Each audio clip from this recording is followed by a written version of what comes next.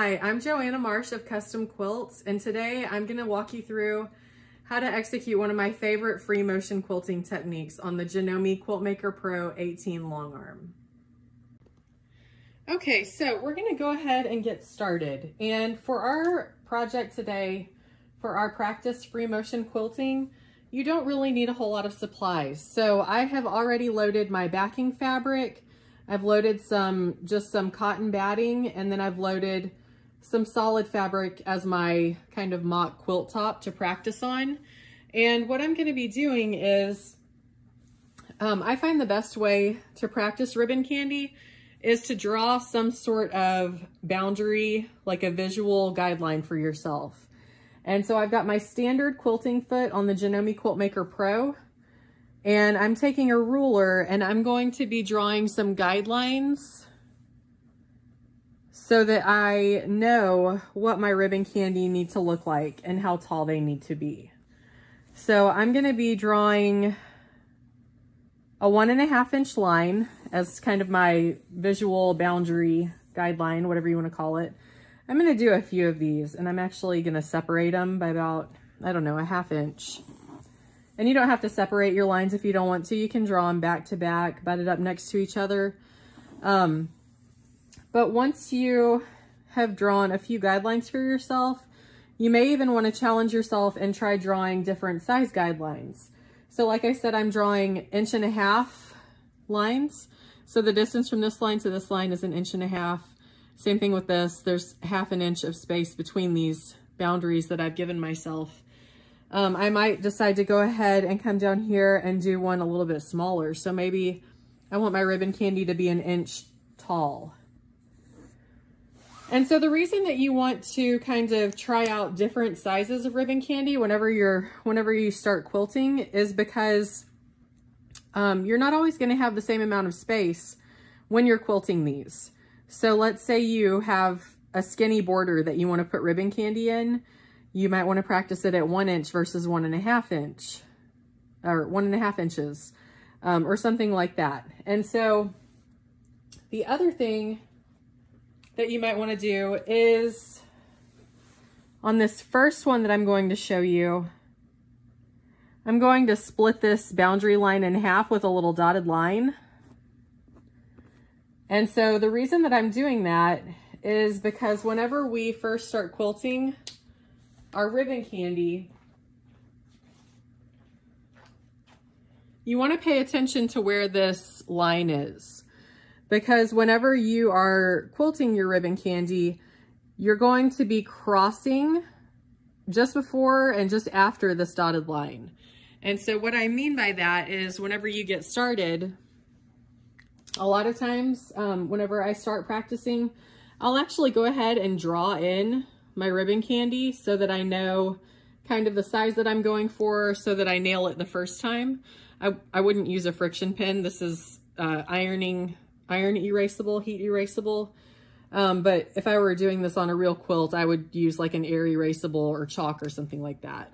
But so I'm going to go ahead and draw my first few ribbon candy.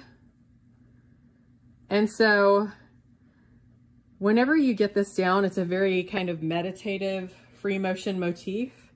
It can be very relaxing. You kind of get in the zone and just automatically do it without thinking about it. But you're basically drawing kind of a lazy S, like you're not doing the exaggeration of the S curve. And you're crossing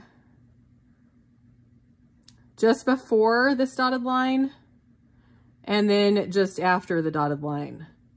So that midline is not where, it's not where the ribbon candy is going to touch. The touching point is going to be just above that dotted line and just below it, if that makes sense. Okay, so I've kind of got a good little starting point here to start my free motion with. Okay, so I'm going to go ahead and show you how I start off my ribbon candy. And so I've got my top thread. I'm going to press my needle down, needle up button to grab my bobbin thread. And you can see I'm using a really lightweight silver colored thread. Usually I would match my top and bottom thread But this is a really lightweight bobbin thread, and so you can't really see it. It's not going to be an issue or anything like that. So what I'm going to do is I'm going to follow my marking that I made for my ribbon candy, and I'm just going to do this kind of in and out motion with the long arm controls. And so I've got my stitches per inch set at 12 stitches per inch, and I've got my stitch regulator set to precision. And I do have my stitch regulator on. I'm using So Fine thread. I think the color is teal or something like that. So I picked a thread color that's just a little bit darker than my solid colored fabric so that it would pop out a little bit more, but not be so contrasting that it looks kind of garish. Okay, so I'm going to go ahead and start quilting.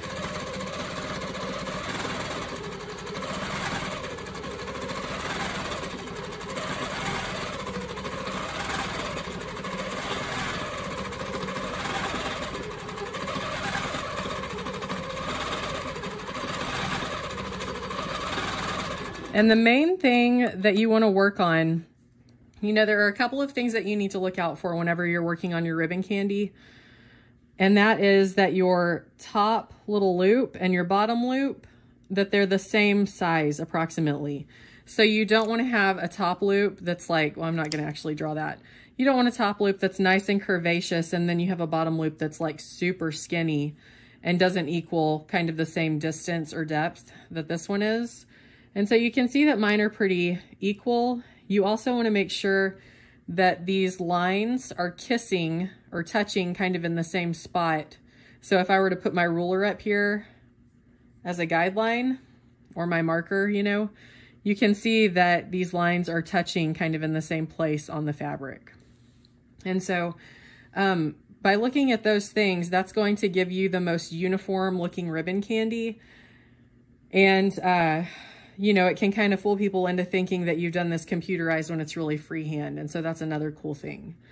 So you can see that I've traced on top of my, you know, my guided drawing that I did, but now I finished that. So now I'm going to be doing this without any kind of guide. And whenever you start out, you might find that this is kind of tricky, but it's a good challenge. And, you know, I highly recommend, if you need the extra little guidance, definitely draw them in, because it'll help you kind of gauge the distance in the beginning of these and where the points need to touch here. But you also want to be watching that your needle is making contact with your guidelines, right? So that's another thing that you want to watch for. Okay, so let's go ahead and I'm going to go ahead and quilt some more of these.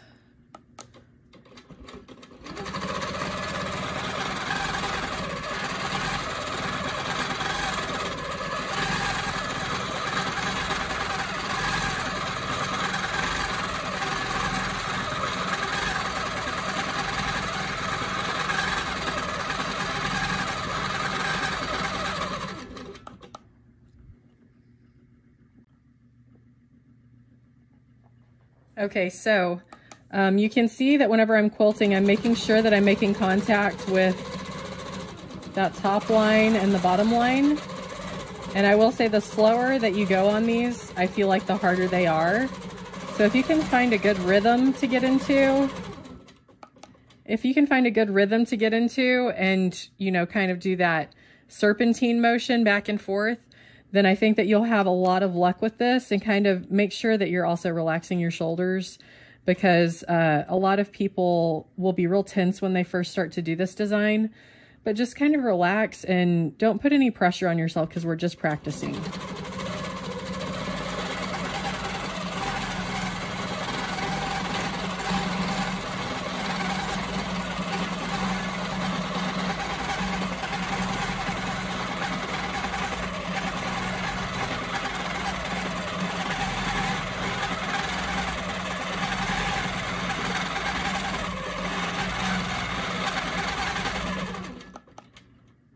Okay, so you can see that these are, you know, pretty nice and uniform. There are a couple spots that I made mistakes. So like right here, you can see that these two little loops overlapped. But aside from that, I'm pretty happy with this. This is just practice, you know. I would be going a little bit faster, and I would be a little more cautious if this were a real quilt. But this is just a practice piece of fabric for me, and so I'm not too stressed out about everything looking super perfect. But we're gonna come down here, and I'm just going to not talk this time, and I'm gonna quilt this line. Okay, so I've already prepared my thread. I've put my needle down and gotten my bobbin thread and pulled my needle back up so that I pulled that thread up to the top. And so now I'm just gonna be continuing that serpentine motion back and forth, in and out, so that I'm completing my ribbon candy, and I'm gonna be watching my top guideline and my bottom guideline. And then I'm also going to be paying attention, if you look up here, to where the ribbon candy are touching. So I want those to be touching kind of in the same place across the entire line, okay?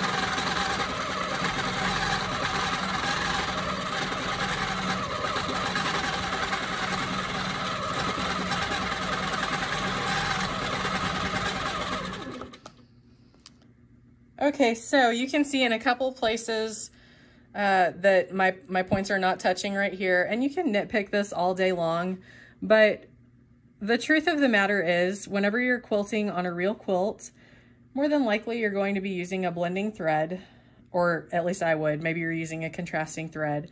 And so if you're using contrasting thread, just know that this is gonna be more apparent than if you're using a blending thread. And then there's a place right here where I crossed over, but for the most part, this looks good. It looks uniform. My ribbon candy looks fairly consistent, and I'm really happy with that. And so what I'm gonna do now is I'm gonna come below that, and you know, you can try this at home as an added challenge to decrease your size. So this guideline that I drew, these two guidelines, were 1.5 inches apart, okay? And this little distance right here is 1 inch. So I'm gonna be doing this next row of ribbon candy at about 2/3 the size of these. And you can do these really any size. I will say that the larger they are, at least for me, the more difficult they are to keep uniform. So if you're doing ribbon candy, say like something like 6 inches tall, like this entire distance, I don't know if that's really 6 inches. I'm just saying that as a number. I find that that's harder to keep it consistent versus a smaller size like this. So let's go ahead. I'm gonna break my thread. So these are going to be about 2/3 the size of my original ribbon candy.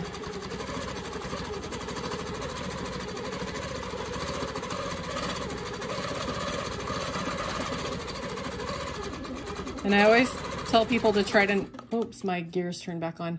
I always tell people to try to not have a death grip on the handlebars whenever they're quilting. Just try to be kind of relaxed as you can. I know that that's hard to do because this sometimes doesn't feel like natural movement in the beginning, but the more you practice it, the more natural it will feel. And just know that whenever you switch to a different size, there's going to be a little bit of a learning curve, if you will.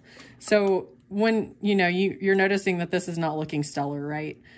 There is a little bit of an adjustment that comes when you switch from a large size of ribbon candy to a smaller size, until you kind of find that sweet spot in that groove.